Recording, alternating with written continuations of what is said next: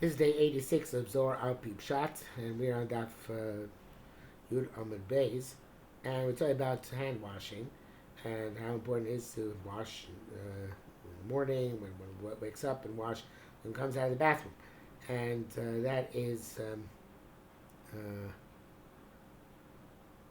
going to take it from the 1, 2, 3, 4, 5, 6, 7, 8, 9, the 12th line down. I'll give it to a now. 311 line down. Anyway, the first word in line is Basir. Basir bracha b'yadayim mesuavos, mezuamos. You're not allowed to make a bracha with hands which are disgusting and polluted. V'kein kol shaita. And this is true all the time, not just in the morning, but rather when a person falls asleep, the b'shaita bar nash noim, when a person falls asleep, ruche parchem minei. Yesterday his ruach goes away from him. Shait ruach parchem when the ruach goes away from him. Ruach of Masava Zomin, the polluted ruach comes v'shaya yodai and devolves on his hands, Savlon, and defiles them. Basa bracha below netila.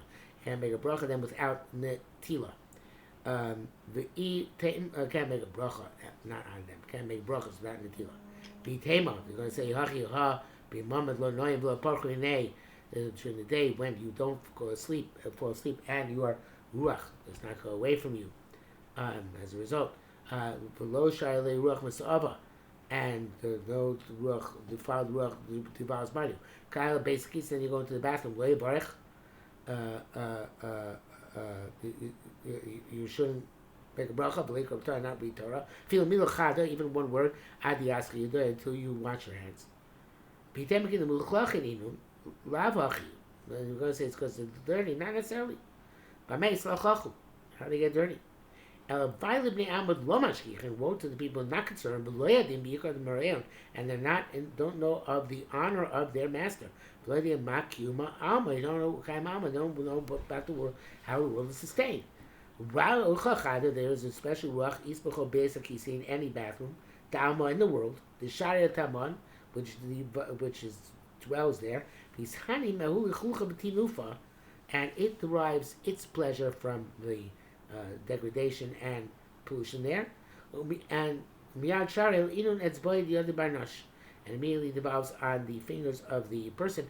Sounds like the Zohar is going to be mechayiv to wash your hands even if you don't actually go to the bathroom, just by virtue of entering the bathroom, according to Zohar Kodesh. I don't think it's necessarily the halacha, but according to Zohar Kodesh, you have to wash your hands in and of just for entering the Beis HaKisei. And now the Zohar is going to make a very interesting shift here.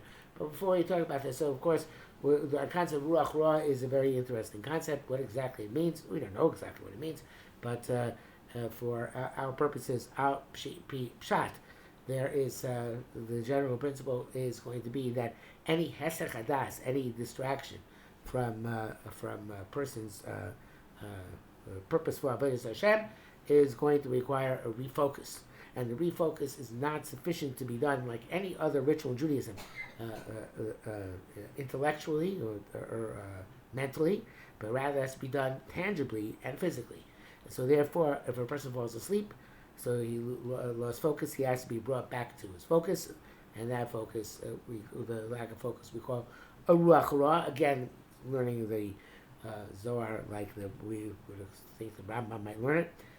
It's Ru'ach Ra is the distraction of being asleep, which needs to be focusing, and this kind of like a kalus rosh, which a person had, which now has to be brought back to koven rosh.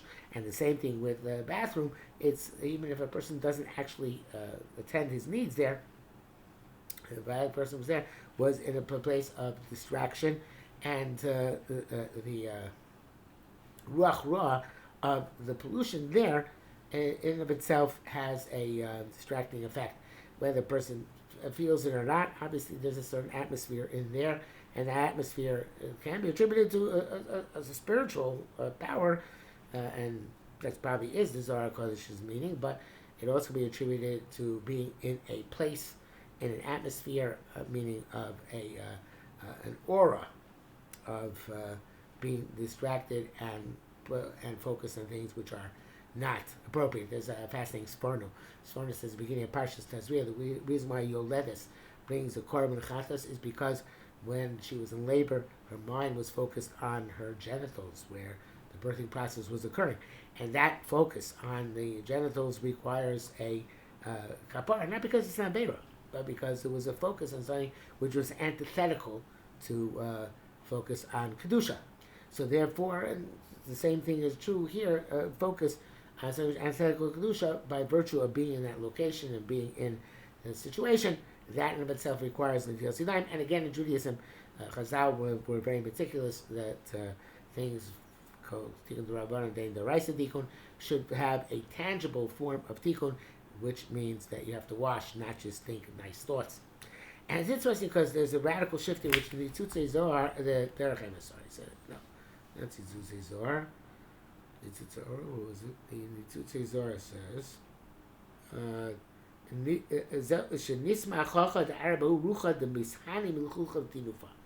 Next thing has to do with the Ru'ach of Lucha and Tinufa. What does it say?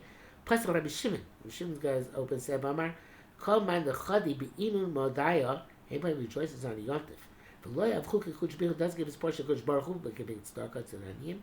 Ha'u ra'ayin, that person who is of bad eye, Satan Saineso.